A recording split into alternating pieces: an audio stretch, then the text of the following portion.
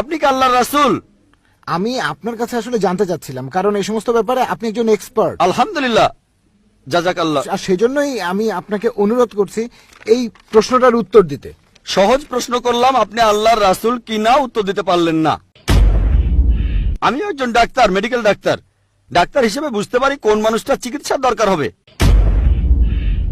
মুহাম্মদ সাল্লাল্লাহু আলাইহি ওয়াসাল্লাম ভবিষ্যৎবাণী করেছেন যে কিয়ামতের আগে মসিহ দাজ্জাল এই পৃথিবীতে আসবে। এর অনেক পূর্ব লক্ষণও আছে, আর তিনি বলেছেন যে তার আগে সব নবীকেই এই দাজ্জাল আর তার হত্যাকারী সম্পর্কে জানানো হয়েছে। আর আপনি বললেন মুহাম্মদ মুস্তাফা সাল্লাল্লাহু আলাইহি সাল্লাম হলেন শেষ নবী। আমিও একমত যে মুহাম্মদ মুস্তাফা সাল্লাল্লাহু আলাইহি সাল্লাম খাতিমুন নবিয়্যিন। যীশু খ্রিস্ট এই পৃথিবীতে আসবেন, আল্লাহ তাকে পাঠাবেন।